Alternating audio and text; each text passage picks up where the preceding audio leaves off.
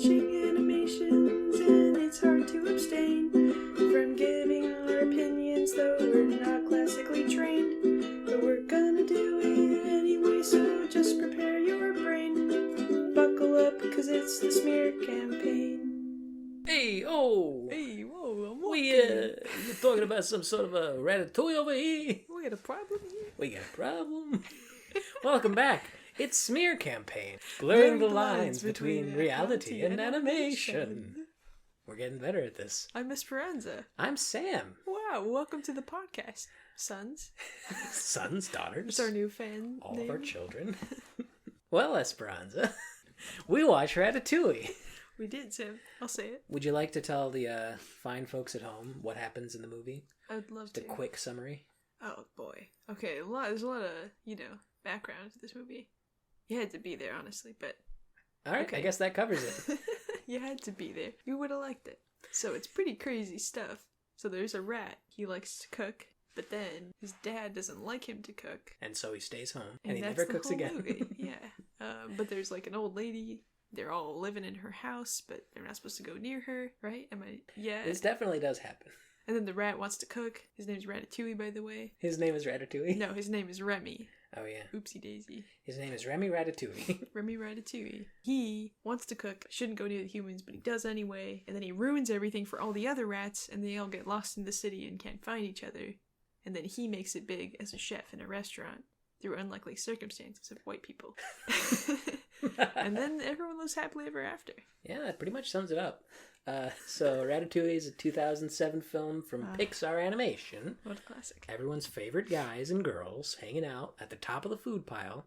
Everyone I don't know. It came out and people loved it. It's pretty well reviewed. As you might know, as big fans of the podcast, we like to go through some bad reviews at the end of the podcast. And it took a while to find. Oh, yeah? Yeah. They're definitely out there. There was out of hundreds of reviews, there were 11 critic reviews that were not so great. 11? Wow. Yeah. And it took a lot of searching through pages and pages to find some really choice negative viewer reviews. You know why, Sam? It's because, like I said, because the really, really good movies have a lot of negative reviews, too. Because people want to be cool and interesting. It's like That's Ratatouille just wasn't a classic, That's true. It wasn't a hard-hitting classic. Well, I think, because you didn't watch the movie. I didn't. Back in the day. I never saw it. I watched it maybe twice. I watched it once when it came out. I might have seen it on TV since then, but I haven't watched it in at least a decade. Wow. A good portion of my terrible life. But, but I didn't remember it very well. It didn't really stand out. And I think it's got kind of a cult following. I see people who are really into Ratatouille and are like, oh, it's the best Pixar movie. Really? Yeah. Some people are super into it. A lot of people, I think, are just like, oh yeah, the rat one. This came out right around WALL-E and Up and a bunch of other big hit classic. Yeah, that Pixar was known for at the time. And Toy Story 3 probably came out, I think that was 2011. Even The Incredibles is referenced in Ratatouille. Yeah. The Incredibles came out a couple years earlier than this. 2004? Yeah, sure. I don't know. I don't have the whole time. I'm just making things up. Not making them up, off the old dome. But the movie's really interesting. It's kind of like a traditional Pixar movie, but not quite. Do you know the Pixar formula? What? It's pretty much every Pixar movie is two characters who are very different personality-wise, getting stuck in a situation and having to, rely on each other as they make their way back home. That's the case in Toy Story, that's the case in Finding Nemo, or, kind of the opposite because they go away from home, but yeah. It's like a road trip between unlikely allies. Right. And that's kind of Pixar's forte. And this has unlikely allies, but they just hang out in one place the whole time. Yeah. So it's kind of a revolutionary story for them. There's a lot of plot repair. You know what I mean? There's a lot of forgive yous and I'm sorries for lots of different characters. Yeah, there's a lot of things that need to get resolved really quickly. There's a lot of moving parts, There's Antonigo. Yeah. Then you have the Linguini kid, and then you have the rat, and you have the rat's brother, and the rat's dad, and you have Colette. And the health inspector who's locked in the freezer. Who they trap and tie up with ropes. That's kind of... Could have died. Whatever. They put him in mortal danger. You can't stay in a freezer for too long. And they still get to open their own restaurant at the end. Yeah. It is, it's interesting because Ratatouille has, a really weird structure where a lot of it is just kind of watching them try and make this work. Yeah. Where obviously, like, the whole kind of conceit of the movie is there's a rat who can control humans by pulling on their hair. That's called superpowers, baby. That's a real superpower, because it doesn't make any sense at all. But I'm happy they made a movie about it, because it's an absolutely ridiculous visual. And I'm just happy that that's now something people can be like, oh yeah, Ratatouille. That's like a common thing. Yeah, people can just... Rats can control you by your hair. Yeah, that's just, part of the public discourse now. Little known fact, all your nerve endings are attached directly to your hair follicles. Yeah, it's a terrible, terrible design flaw. Because when you cut your hair, you're also cutting all of your nerves. That's why it hurts so much. Yeah, exactly. It fits in a lot of side plots alongside this absurd story. Like, you have Linguini and Colette falling in love. That kind of just pops up out of nowhere, where Linguini just grabs her in the alleyway and she's like, oh, yes. Well, and the rat makes him do it. Yeah. Yeah. Remy makes him do it. Remy is a bit of a piece of shit. Yeah. He manipulates a lot of people. And I appreciate that. He could use his power for good. Sorry for our wind chimes again. But yeah, it's like the whole premise of the movie is built on this deception and like trying to work your way around the system to make things happen. And there's a scene where Linguini is trying to come clean to Colette because he really cares about her, and Remy is afraid that their jig is up, so he basically pushes Linguini into kissing her. Yeah. And she's about to pepper spray him, but then at the last moment she's like, oh no, I guess I'm into this. Yeah, so their lips lock and she literally has the pepper spray like right in his face, and I guess she falls deeply in love with him and decides not to pepper spray him. Yeah, and then ladies. Ladies? What do you think about this one, ladies? Doesn't quite pass the Bechdel test. There's only one woman in the movie. They make careful note to highlight that. Oh, fun fact. Fun fact. Fun fact with Esperanza. Here we go. Oh yeah, tell us some fun facts about Colette. Brad Bird actually made sure as much as possible that wind chimes. Go ahead. He made sure as much as possible that female animators were only working on Colette. Oh, like it's mainly women animators working on her, and that's I don't know. That was like his choice to do that, and he went for it. Cool. She is a really lively character. The scene where she's like accosting Linguini for just stumbling into success with knives in his arms, stabbing his sleeves into the counter, and like very aggressively making food while also chastising him. It's great. Yeah, there's so much personality in all the characters, the way they move and the way they act. I like the fact that this is set in a kitchen where everyone's, aside from Linguini, an expert chef, means that there's a lot of room for just very fluid and over-the-top character animation for these otherwise mundane tasks of just like chopping onions or sweeping things into pots. And it's just a lot of, you didn't need to make it look so exciting, but it does. It's cool. And you know what? Another fun fact. Yeah. This film was supposedly like Anthony Bourdain's favorite film because he said it really captures the kitchen. Anthony Bourdain, is he one of those famous He was like people? A celebrity chef. Oh, cool. He died a while ago. That's a shame. Rest in peace, Anthony Bourdain. This entire podcast is in memory of Anthony Bourdain. No. I don't really know the guy. I just know that he was like a famous chef guy. Yeah. It makes sense. They really do, like, if you're super into cooking, this is the movie to watch. Like, they really romanticize the kitchen and just the whole process of running a restaurant. And they had a good gig, too, because they got to do their research in Paris restaurants and stuff. Ooh, like multiple-hour, multiple-course meals in Paris, the finest wines. It's like how every Adam Sandler movie is set in, like, Hawaii or something. So it's like, me and all my friends are going to go on vacation, and I guess we'll shoot a movie. In Hawaii, yeah. The Toy Story 3 animators are all angry over there, like, having to go to, like, prisons for their research and, like, whatever happens in Toy Story 3. I thought you were going to say preschools. No. Because it takes place in a preschool, but nope. They go to prisons? They go to prison, man. That makes sense. We'll have to talk about the serious indictment of the U.S. prison system present in Toy Story 3, but not today. Not today. We got to save that for next time. Today we're talking about a rat. Much like the U.S. prison system. Oh my god. Oh my god. Anyway. So we're sort of jumping all over the place, but we both have some points. You've already shared some fun facts. Yeah. I wanted to talk about the old lady at the beginning of the movie. Do it, Sam. So the movie starts with...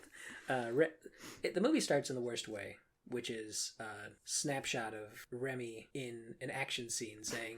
This is me. You're probably wondering how I got here. Oh my god, I hate when they do that. A movie never needs to have that.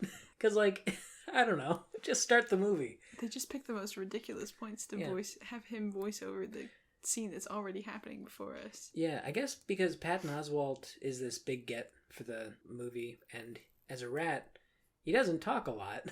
Yeah. Most of the scenes, he's just sort of gesturing to Linguini. And there's not a lot of scenes between him and the other rats, so he doesn't have a lot of opportunities to talk. Huh. So they probably gave him some... I don't know. I don't know what the creative process behind those voiceover lines were. I would assume that's why they also made Gusteau like a, Yeah, they gave him someone to talk to. Because in the original pitch, Gusteau was not dead. Okay. Brad Bird killed off the character for like the plot of the movie. Brad Bird killed Gusteau in his sleep. Gusteau.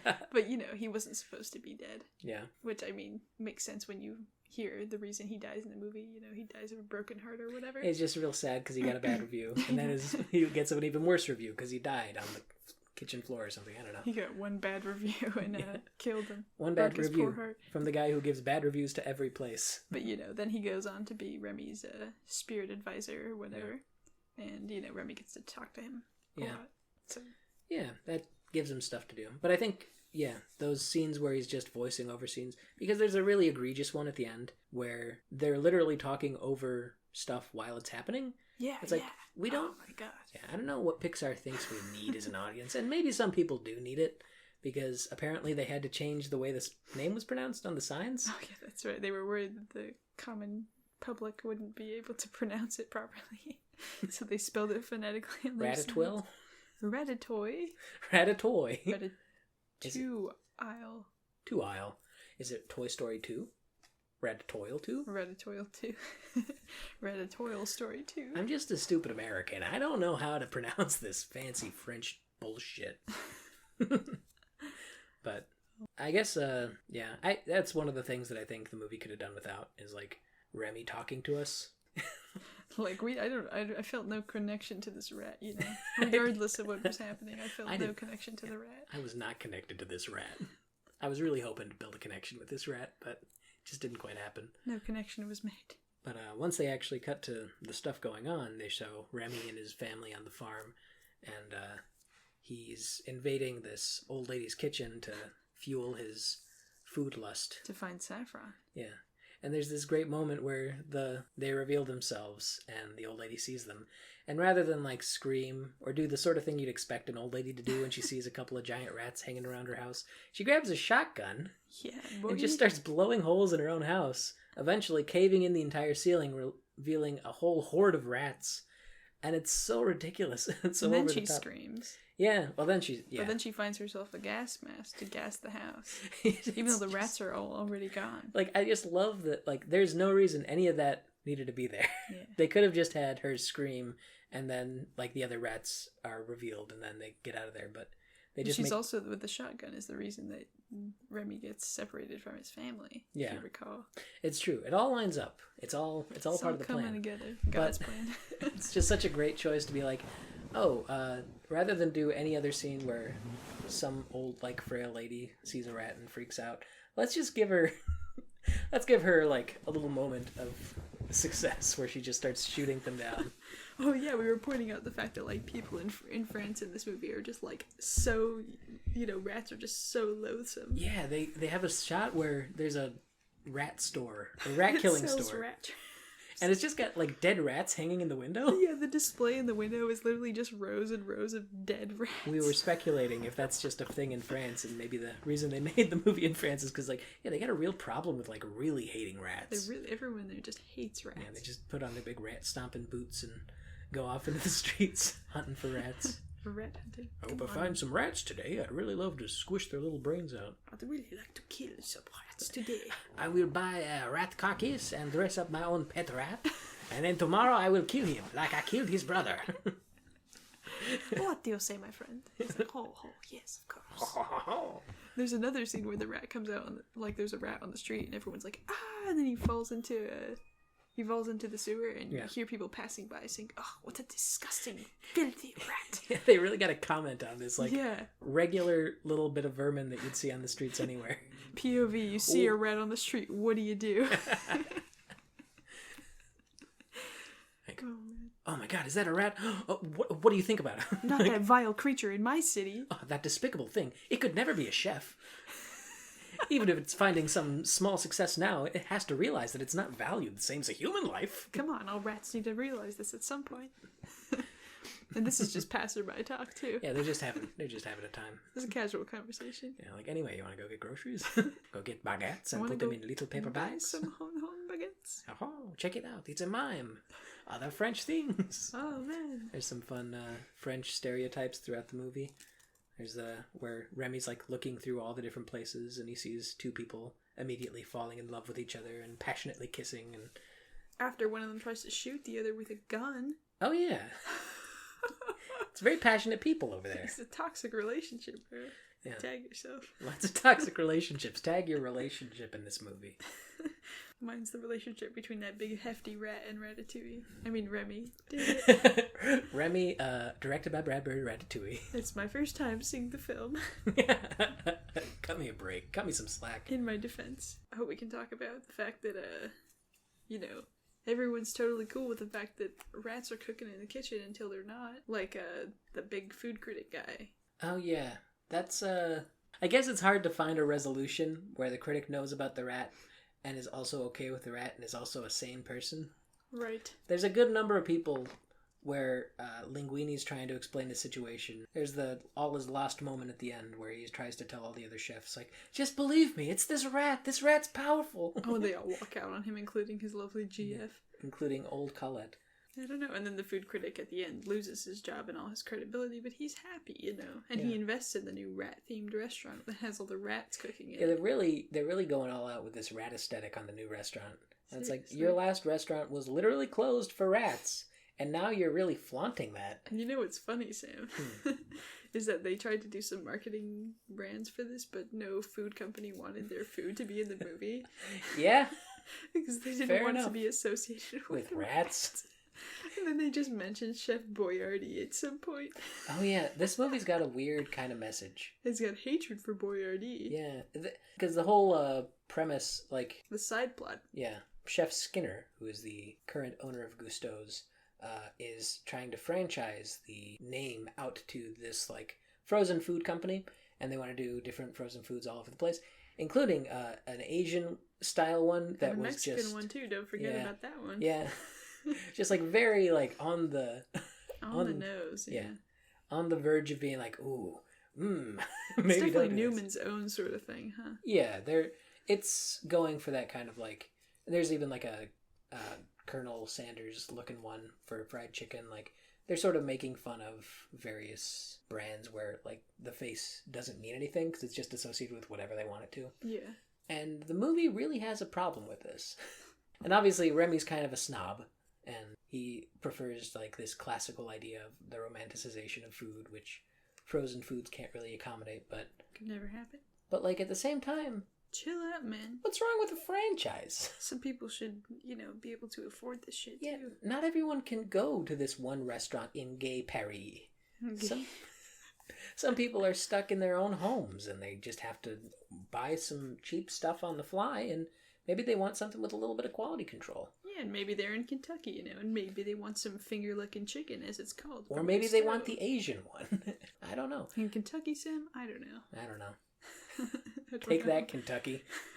The stereotype stands. You're the hillbilly state. I don't know. For no particular reason at this point. There is a scene where, because the Gusteaus all talk to him throughout the movie, and there's a scene where all the Gusteau stand-ups start talking, and they very wisely do not include... So. Yeah, they don't include... He's the one, like, Gusteau stand-in that doesn't have its own line, and that's the one in the racist Asian getup. Yup. And it's like, good. Because all the other ones have the respective accents of the person that they're supposed to be. They've got white accents, and that's okay, because the character's already white. No, but it's like the Kentucky Fried looking chicken guy. Yeah. Like, well, I do see Claire. Well, down on my old plantation. Boo. Like their voices match their respective, like, it was clear that each one was a stereotype, and they didn't get around to the point where the actor had to do the stereotype of the Asian accent. Which is good. And I'm sure there was a boardroom meeting sometime when they were just like, what are we going to... is this going to be... Let's better not do that. Yeah, let's... Anyway, I'm glad that they chose not to do it because, when I saw it at the beginning and I I knew something was gonna happen. I knew I was gonna, say ACAB at some point. That's what Ratatouille's really all about. ACAB. ACAB. But there is one moment in the movie.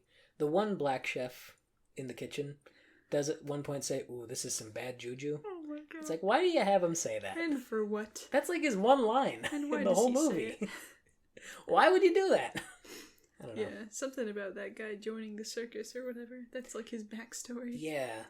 And we were talking over a bit of that, so I didn't hear all the backstories, but they're all very ridiculous and over the top. I will say all the side characters do have a lot of personality in this movie. Their own backstory. Yeah. Skinner is just such a versatile character. Skinner's, I think he's my favorite. Yeah. The villain. He gets it. He gets a bad deal. He does. He's and just the wrong side of the stick. Every step of the way, it's like, this guy is entirely in the right. Like, maybe he's a little shady about giving Linguini his inheritance. Birthright. But also, it's not his job to give it to him. Yeah. He just happens to know, like, the data's just all come in at the same time, but, like, it's not up to him to do it. Like, his mom could have told Linguini that you're the son of a chef, and you could be a rich boy. She didn't do that, though. For some reason. I don't know what her problem was. She was like, I just want him to have a job. Yeah. Because she knew he wouldn't amount to much. I guess she knew that he was kind of terrible at everything. How to be a fantastic cook and never teach her son how to cook. He was only ever good at serving tables at the end. Oh my god, the gender roles are insane. I'm just kidding.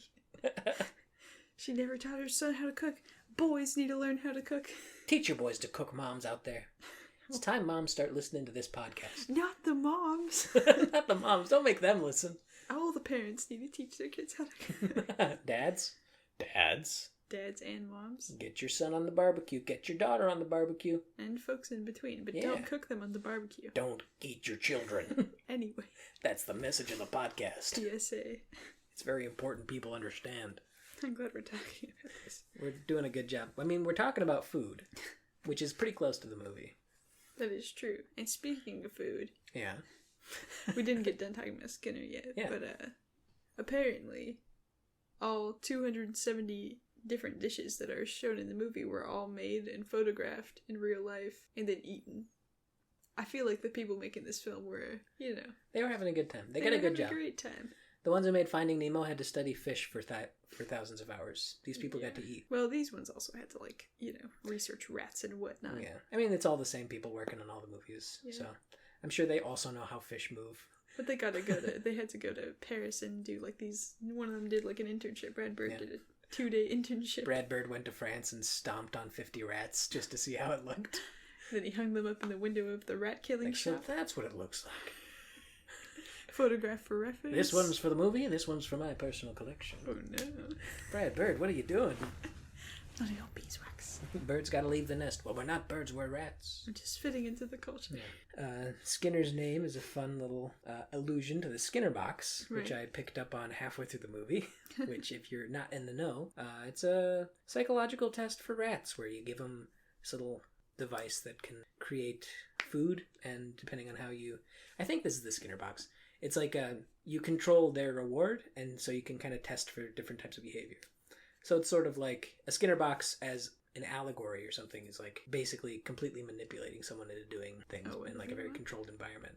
Like the principal from The Simpsons is named Skinner as like a interesting joke on the old classic American education system. It's funny because he's the Skinner chef in the Ratatouille movie. It all comes in. He's like, you cannot hire anybody without consulting me first. This is my restaurant. Yeah, he flips out. Wants to have so much control, but then everything starts to fall out of his grasp. I love his meltdown throughout the movie, where he's just more and more obsessed with these rats. And it's like out of context of we know the rat is controlling Linguini. Out of context, everything about this movie is ridiculous. So ridiculous. And all the characters are so it's a pretty believable breakdown, though. He's talking to his lawyer about it, and he's like, he's the rat. You know that he's got something to do with the rats. It's like, what about the rats? He's playing a game. He's playing a game. He wants me to think that the rat is important. Is the rat important? No, of course not. But he wants me to think it is. He puts it over here and here. It's just completely all over the place. And the lawyer's just backing away. Oh my god. It's a great character. And a lot of great scenes. There's so much random stuff going on. Yeah. Even the lawyer's such a random character. Yeah, He just needs to be there to find out if Linguini's the son of Gustav. Yeah, but they give so much personality to every single character involved. The health inspector, when he's first introduced, he's just like doing the least possible effort to answer the phone. Just looks like he's dead. Yeah, sequels about him for sure. Definitely. We're gonna need a sequel about every single one of these characters. Like, Monsieur, I told you, I don't want to do a health inspection. Monsieur, please. I'm so tired of working. I have had a long day. I just want to go out and kill rats with my friends. I just want to go out to the park and kill rats by the dozen. You know, I kill rats for my job. It's such a hassle. But then I go out in the night and I am free. Then I'm not killing rats as a job. I'm killing it as an art form. Definitely the sequel's about him for sure. No doubt in my mind. The art of killing rats. It's like, not everyone can kill rats, but a rat killer can come from anywhere. Anyone can kill a man with this thumb. Yeah, there's the Russian one who's very intimidating. He's been to jail and no one knows like what creepy stuff he's about. They're all kind of stereotypes. Yeah. Most of them harmless, I suppose. Yeah, honestly, well, you know, depends on who you ask. Yeah, it's not something for me to determine. Once again, it's like, you know, you watch it for what it was at the time and not for what it is now. Yeah. You know. I don't think even at the time they were trying to be, you know, conscientious about their characters. They were just like, oh, this one's funny. Well, they definitely... Yeah. They didn't go all out with everything, which is great. Because, you know, we wouldn't be watching this film right now. Yeah. Or maybe we would, I don't know, Sam, but that's not really our jurisdiction. Alternate dimensions. That's our other podcast. Oh, man. But yeah, so Skinner's just kind of slowly losing his mind, and that's...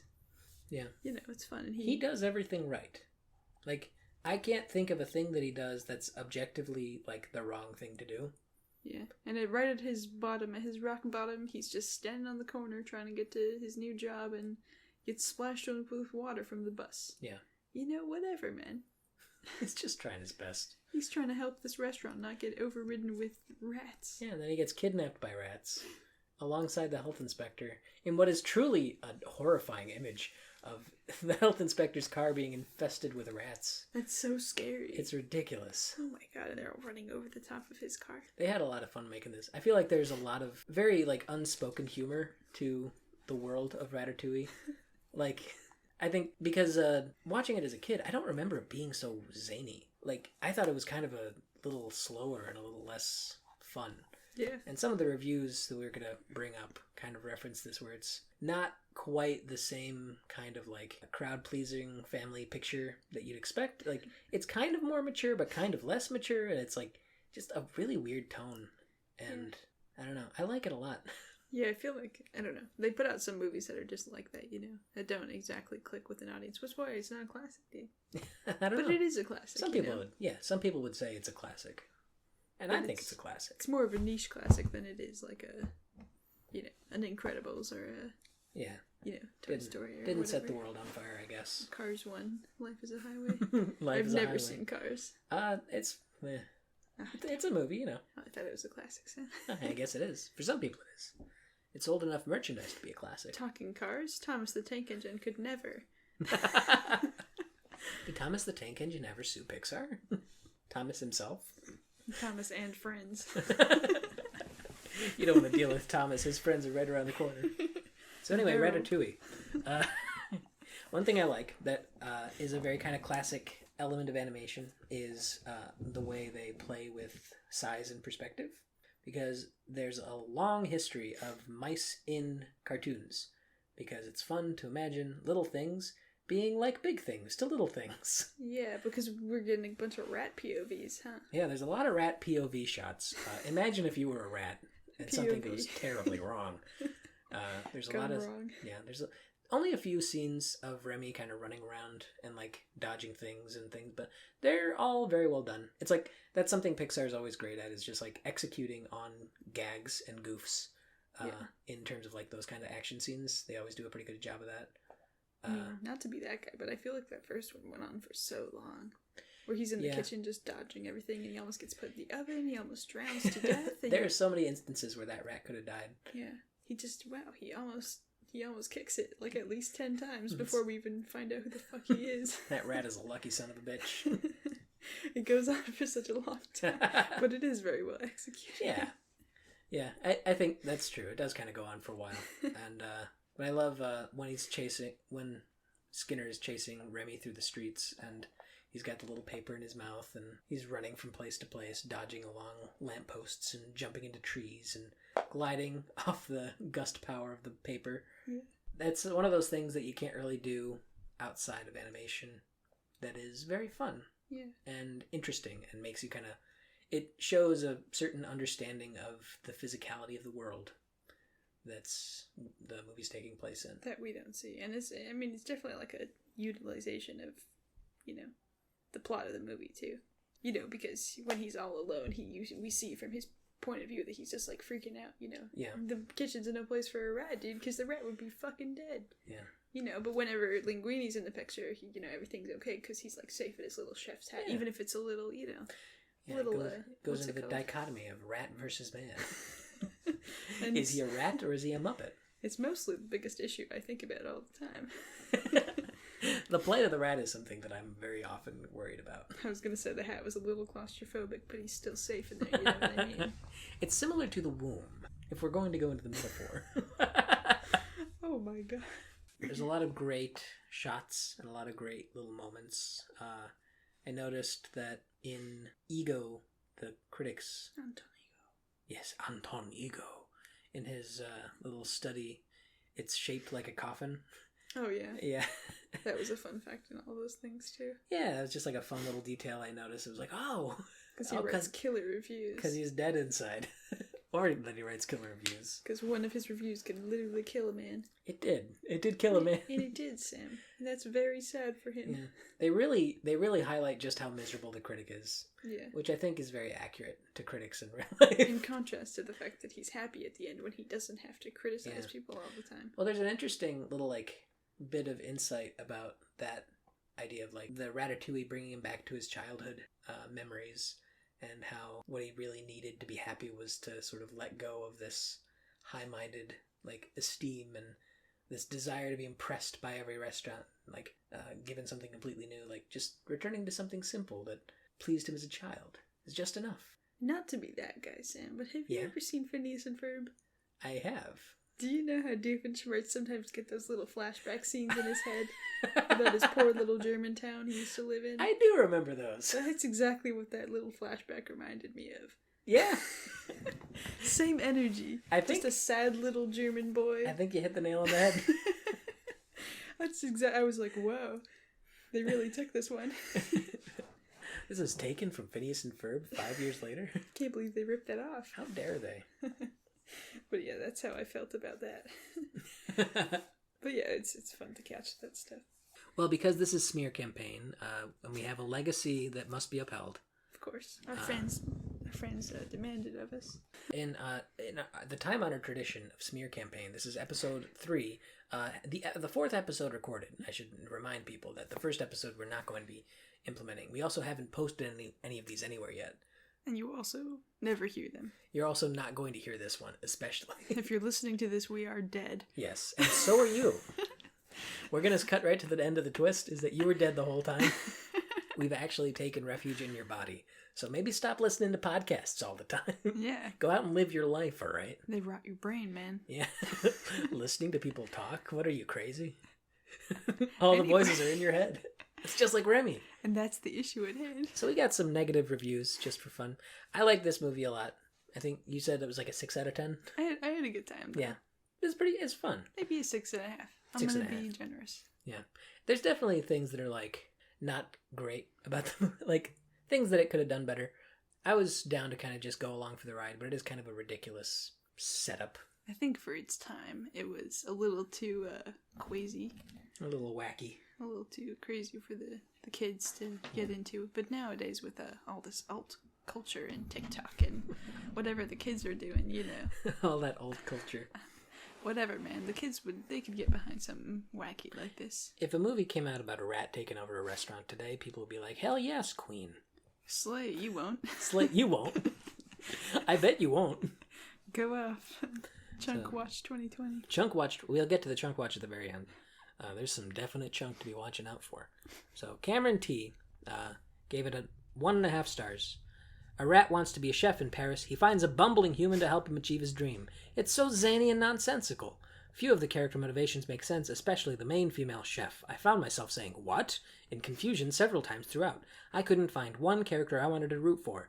It did look very pretty, especially the food and the rat scurrying animations. This must have been made firmly with kids in mind, which is a shame, because usually you can count on Pixar to provide a compelling story for adult audiences as well, but that's just not the case here. That's kind of funny, because I feel like this really applies more... I don't know, I feel like an adult could find this movie much funnier.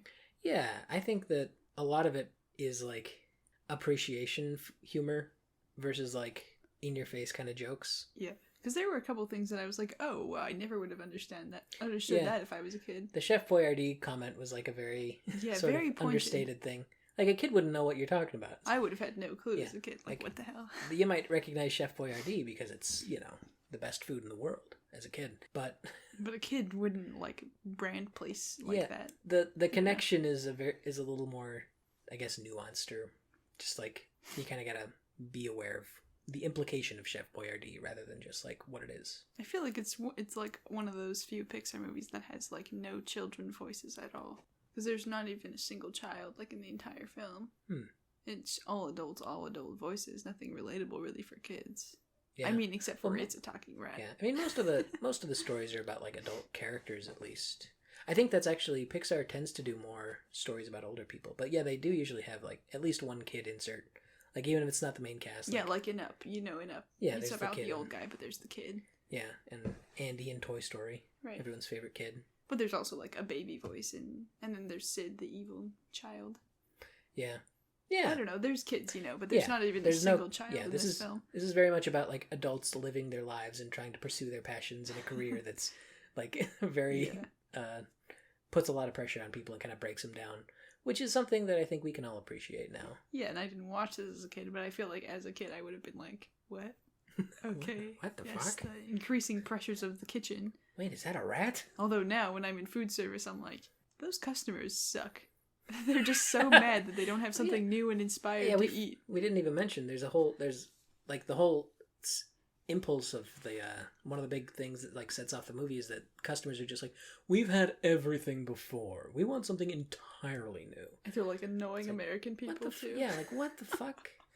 I was like, okay, Karen, shut up and eat your fucking ratatouille, bro. Eat the food. We got a menu. Use your foie gras. And I guess there's a different expectation for a fine French dining experience, but still. We wouldn't know, Sam. No, we're not of the type. No, we don't do that kind of stuff. Not of the culinary caliber. But, yeah, that is also a fun thing is, some characters just sound like Americans. Yeah, you never can tell. Huh? They gave up on giving all the characters French accents. Probably, again, because they're like, oh, well, Americans aren't going to understand if the main character is speaking, like, faux French. I probably would have lost my mind, to be honest with you. Yeah. Because in that one scene where they're just saying we back and forth. We, like, oh, boy. Yeah. We got lost in this review, we but did. Just saying, it seems to me like it's for adults just as much as it is for children. Yeah. Oh, God. This next one is a little long. Alright, I can do that. Catherine S. 2 out of 5 stars. This is a film that I have always felt that I should like more than I do, because even watching it as a child, I appreciated it as a technical achievement more than I enjoyed it or found it funny. As a child, I feel like you're giving yourself a lot of credit. I don't know if technical achievement is something that children have the language for. No. She was a prodigy, dude. She might be the smartest child of work. Everyone's heard of Catherine S. That's true. Catherine S. standing for sousaphone. I can see why my parents foisted it on me as a child, because it appeals more to adults than some of the more lowbrow entertainment pushed out by Disney, and there are definitely jokes that parents will understand better than their children. Well, Cameron. However, because this film is targeted at children, I think that it does not appeal to its intended audience and therefore falls as a piece of entertainment. Fails. The idea of a rat with great talent for cooking teaming up with a hapless young wannabe chef, lacking in self-esteem, is entertaining on its surface, but there was something too cerebral about this film. I guess. My God, the run-on sentences. This is unfortunately balanced with an overdose of slapstick comedy that felt out of place in a film that takes itself so seriously and feels like it was written by a divorced middle-aged screenwriter. Holy shit. Oof. When the two figure out how to do work together in order to produce delicious, inventive food, you do feel slightly happy, but it all feels like such a chore with the scenes of disaster occurring as the human chef is too uncoordinated to cook the meals. The end of the film, in which a cynical critic gives their dish a positive review because it takes him back to the warmth and optimism of his childhood, felt like such a cynical ploy to court critics by slapping them on the back, I guess. Slapping them on the back, that I was not emotionally moved as I should have been. I really truly appreciated some parts of the film, as the movie did look warm and colorful in a way that many animated films don't. And both humans and rats were expressive without being creepy. I am sure that this film works for a lot of people, and I can see why they could even love it. But it has never connected with me emotionally, and so I cannot call it a fulfilling film. She put a lot of work into that. She has a lot of feelings about this movie. Interesting that it's a direct contrast to Cameron's previous review saying that it's just for kids. She says it's for adults, but because it should be for kids, it fails. Interesting. And I kind of said something similar, right? Yeah. I said, because, it's all adults and kids can't really relate to it much, So I kind of agree with Catherine a little bit here. But, not to that extent where I would write this one-page essay about it. It's pretty I don't know. It feels like she's just struggling with the fact that she doesn't like the movie, but she feels like she's supposed to. Yeah, because her parents made her watch it as a kid. Because I'm sure someone's like, oh, I love that movie. It's about a rat. I just don't think that she understood, why the critic enjoys the food. It's not, about his happy childhood. It's about that he was, a sad kid, and, Ratatouille was the only thing that made him happy, which, my God, that's a sad life to have. What a shitty guy. Can you imagine getting to know that guy? No, but it's now he's so esteemed, one little taste of someone's food that he doesn't like can, land them right on their deathbed. And, when he used to be a sad little child, he would have never imagined that he had all this power and greatness coming in store for him, and people would fear him one day. And they do fear him. So he's got a weird character arc going on for him. Yeah. Yeah, I don't know. Usually people who come from such humble roots don't, don't have take such off power. With that power and anger and, angst. They're not so truly powerful as this man. Well, thank you, Catherine, for your extensive thoughts. Sebastian has less to say. He gives it 5 stars. And he says, if you don't give this movie a 5, there's something wrong with you. It was cute and made me cry in the beginning. Better love story than Twilight. Remember that meme? It's not a romance movie. No. I guess the romance in the movie isn't especially strong, I don't think. It's more of an afterthought. Sebastian P. definitely meant to leave this on something else. No, maybe Beauty and the Beast or something. I think he meant to leave it on this. He did say better love story than Twilight, which was one hell of a meme. I don't know if it was still a meme in 2018, but... 2018 when he wrote the review. Definitely not in 2007 when the movie hadn't come out yet. He's keeping it alive. Wow. But I just thought that was a fun little time capsule. There's something wrong with you. It was cute and made me cry in the beginning. What? What part? What made him cry in the beginning? When the lady was shooting off. He was terrified. Oh no! Grandma! They're gonna die. My grandma killed her pet rat with a shotgun. Ooh, Graydon B gives it 3 out of 5 stars. Well, it has some funny and beautiful moments. Ratatouille is a forgettable film, personally. Linguine is bland as tofu. Remy is okay, but doesn't have much depth. And the story, while kind of unique, is not very exciting or great. A cute but forgettable effort. A cute but forgettable effort. It's kind of funny because all the negative comments, well, most of them so far have been saying exactly kind of what I've been saying, but more dramatic, Yeah. Well, it just sounds like, this movie's got a bit of a failsafe where any negative criticism that takes itself too seriously starts to sound like the critic in the movie. Yeah. All it has to be is in a British accent. A cute but forgettable effort. Forgettable. Does not remind me of my German childhood, and I have a British accent. I don't remember being Dr. Doofenshmirtz as a child. I live in France. I live in France. The rookie writer M gave it a 1.5 stars, saying, I expected something more. The ending pissed me off too. Now I sound like the critic in the movie. Oh my God, just what you've been saying, timing. Sam. I knew I had one of these comments in here, but I didn't know it was next. Good God. Don't worry, rookie writer M. You do sound like him. You're mashed potatoes in my eyes. This is Matthew M. M for mashed potatoes. Gives it 1 out of 5 stars. Ratatouille is by far the worst Pixar movie ever. This movie makes the bar that was in space and shot it down to the bottom of the ocean. I think Finding Nemo brought to the ocean, actually. Or Moana. That was not a Pixar film. It could be. I don't know why people would ever want to see this piece of garbage. I hated this movie and would not recommend this movie to any living human. What about a rat, though? Consider the rat population. That's finally feeling represented. You're just a bigot, Matthew Mashed Potatoes. Let's talk about Barney O. Barney O gives it 2 stars. What I liked! The characters are well realized for sure, and the animation itself is very good indeed. What I didn't like. Despite all, the film actually offers very little in terms of plot, pace, excitement, or interesting dialogue to keep children or adults entertained. In the end, it's dull as dishwater. Disney's flattest entry yet. Disney. Verdict. It's commended for its character, but what really lets it down is a lack of ingredients to make you care. Shame. Brad Bird has done much better than this. You know, Barney O was writing this like a prosecutor. Yes. I enjoy that for him.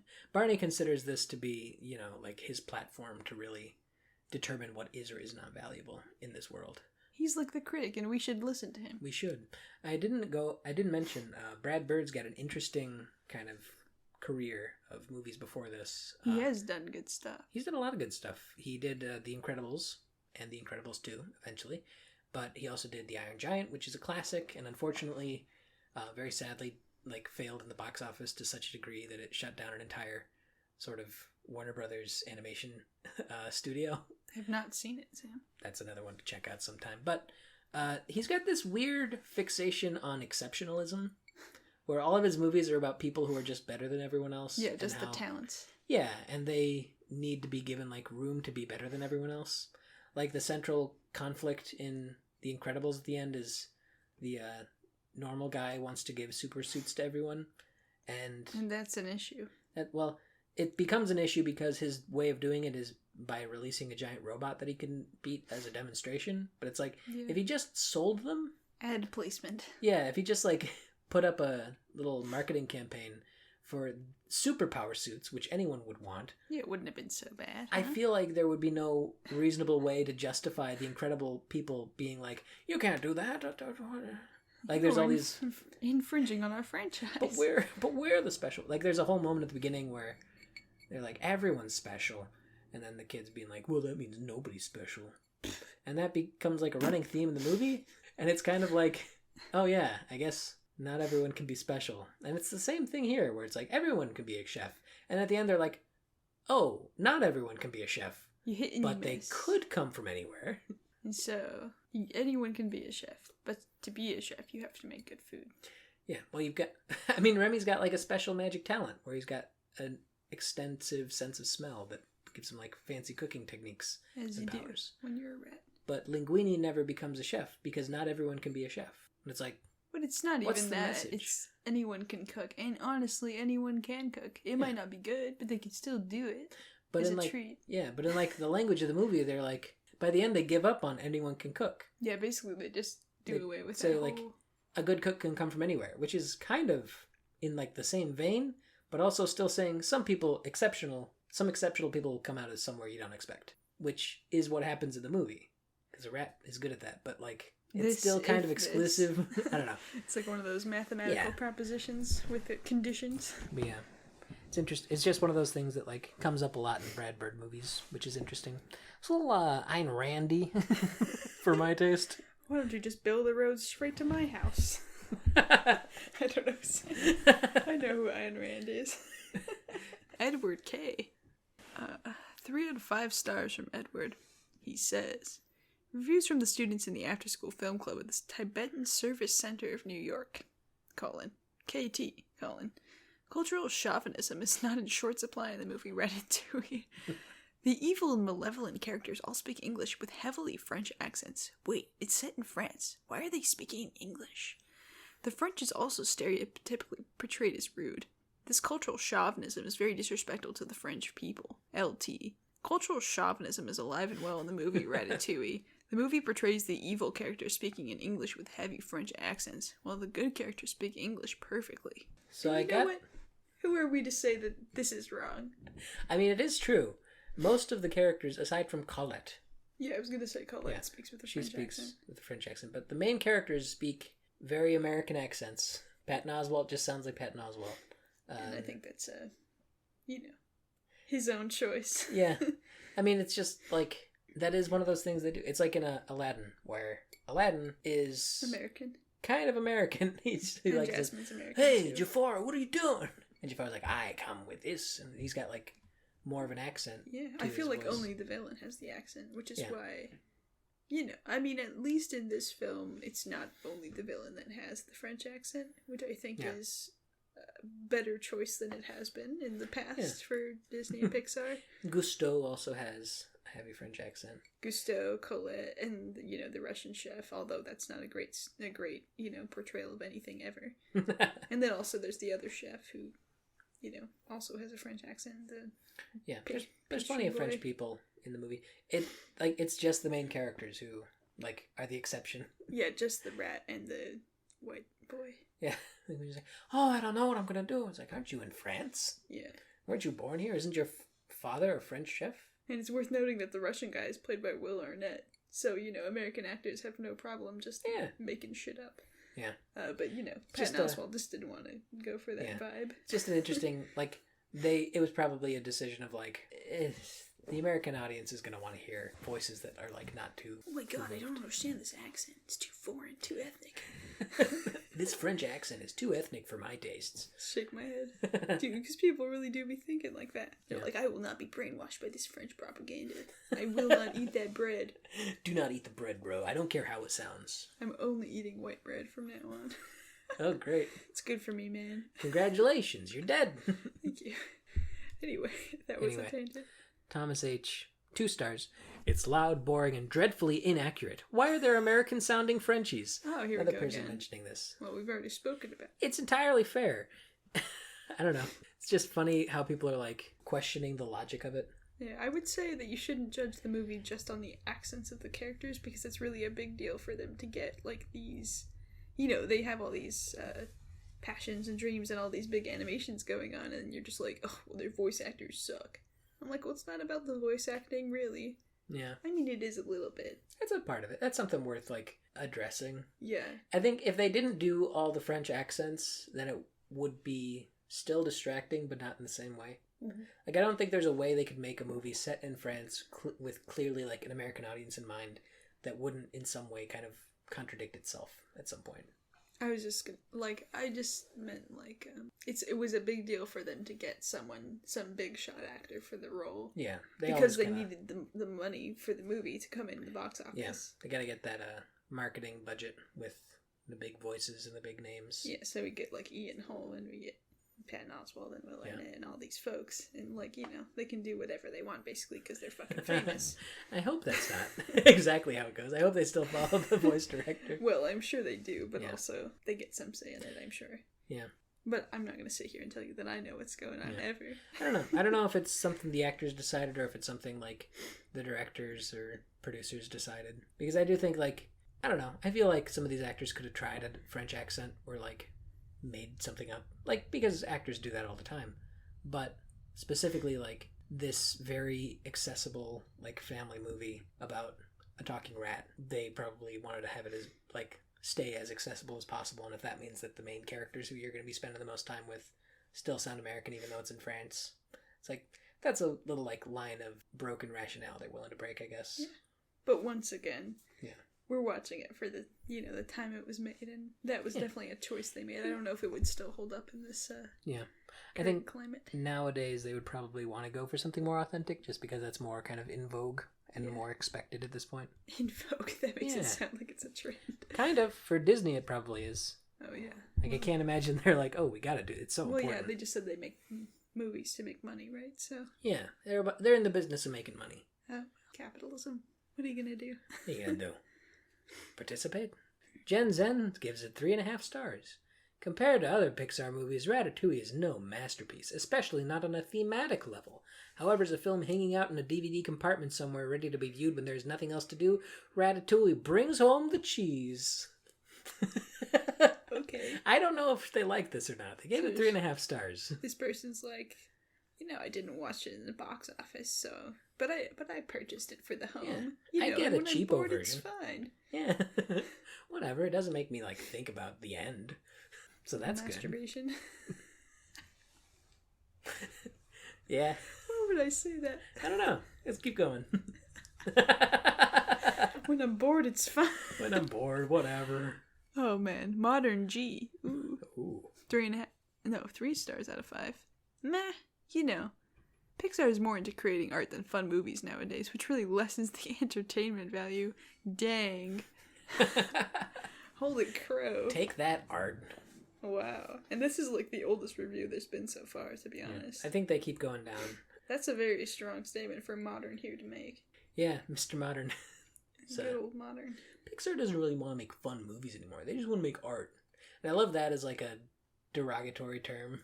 Like, fuck, you're just making art now. Shut up. Stop making art. Art sucks. Like, everything you watch. You could consider there to be art in everything you watch. Shut up! Shut up, man. I hate it. I want to watch my shows. I want to play Minecraft. I want to play Minecraft. You could consider Minecraft art. Shut up! Shut up! I hate it. I'm just gonna go lay under my bed. Your bed itself could be considered something of a craft and art. That's why I'm laying underneath it. I'm not enjoying the comfort. Even consider the floor. Shut up. The human-made world is one created by art. Brian R. says, 1 out of 5. This movie's made no sense at all. Pulling hair allows a rat to puppeteer a human? Don't care how good food is. If a rat is cooking, I ain't eating. Take that. Damn, rat. Brian. That's strong words coming from him. It's entirely fair. You know, I wasn't expecting it from Brian, but... Anyone else? Makes sense. Yeah, but he really showed his colors today. It's kind of like, I don't know anyone who would say otherwise. You know, no one would say, yeah, if a rat was cooking, I would eat it. Yeah. But Brian had to say it, you know. The critic in the movie does say that. He does say that. He's the one guy who's aware that his food is being made by a rat, and he's down for it. And he's definitely down for it. He's so desperate to find something that he enjoys. He's like, I just want love in my life. Christ, I guess I'll just eat this rat food. I'm getting old, for God's sake. I live in a coffin already. This is the end for me, isn't it? Brian A. gives it a half a star. Another Brian. I really wanted to like this. ... Total shit. Dang, strong words from Brian. I wonder what he's actually like. He sounds nice. Yeah. What if this is the 2 Brians that we know in order? Oh, yeah. They're just online, leaving some scathing reviews from time to time. In 2010. Yeah. I do want to grab some of these people by the face and just be like, what did you mean by this? I just want to know. When you posted this, what did you think it would do? Oh my god, he gave it half a star, Sam. Half a star. Not even 1 full star. It's total shit. Jennifer J. 2 out of 5 stars. Nice. Reminds me of the story of Joseph from the Bible. What? Well... Wait, what? How? I don't know. This is the person I want to just ask one question. Just one clarifying question. What do you mean? And how the fuck is it like Joseph from the Bible, Jennifer? There's only the one Joseph in the Bible, right? Yeah. Joseph. How would I know of Joseph from Egypt or whatever? Yeah, Jesus is a little pappy. But, what does that have to do with a rat? The story of Joseph. This, I think, might have been someone posting on the wrong thing. Yeah. I don't know.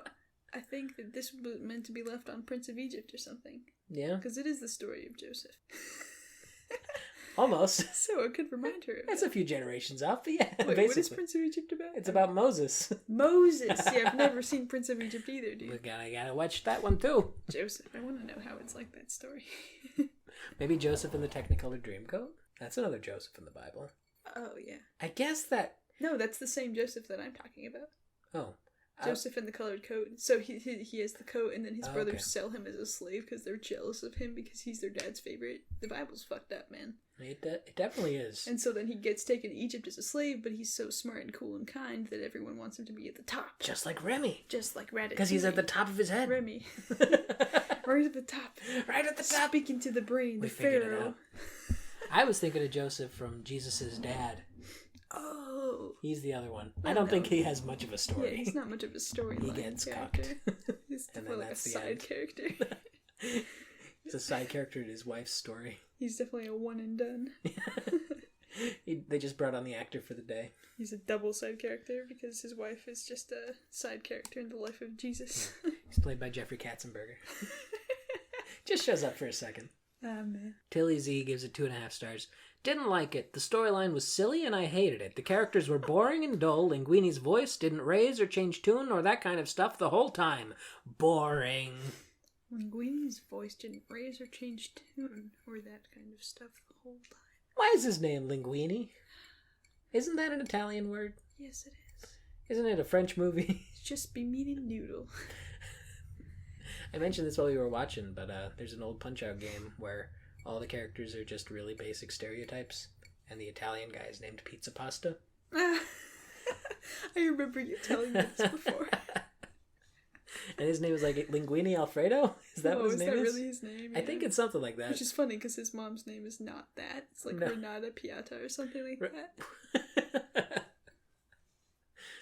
Which is an equally stupid name, but Linguini. Linguini Alfredo. Like, where did he get the name from? How many names did they go through before they settled on Linguini as the name of their main human character? Definitely not Frank. He could not be called Frank. No, he had to have a goofy name from the start. But Linguini, I mean, it does work. Like, when I see him, I think, Linguini. Because he's long and, skinny. And goofy looking. And white. Yeah. Someone had to say it. Sorry, Linguini. Sorry, Linguini. Pizza pasta. Let's be honest, you're white as hell. Just a stringy dude. String cheese over here. Ooh, Drew J. 1 out of 5? Rats and food don't go together. But my son wanted to watch it with me on our special day together. So I'll give it 1 star for that. What? Okay, Drew. Kind of not making me very convinced of your love for your son right now. It's kind of a lot of information out of one set. That's like there's a story there. On our special day together, my son says, Dad, you have to leave a review on any movie that we watch together. And that's the deal we made. We made this deal 5 years ago. Swore on his mother's grave. And that's just what we gotta do now. My interpretation of it is like, well, I didn't like it, but my son wanted to watch it, and we only get 1 day a week together, so... So 1 star because the movie let us spend time together, I guess. This is the only way I can connect with my son. And I can't tell anyone else because my wife. The only people I can tell are my followers on Rotten Tomatoes. Wow, that really is a... Sequel's about this guy. For sure. Yeah, Drew J is this hero of Ratatouille too. Ratatouille. For Ratatouille. Tology gives it 2 stars. I think I fell asleep? Question mark.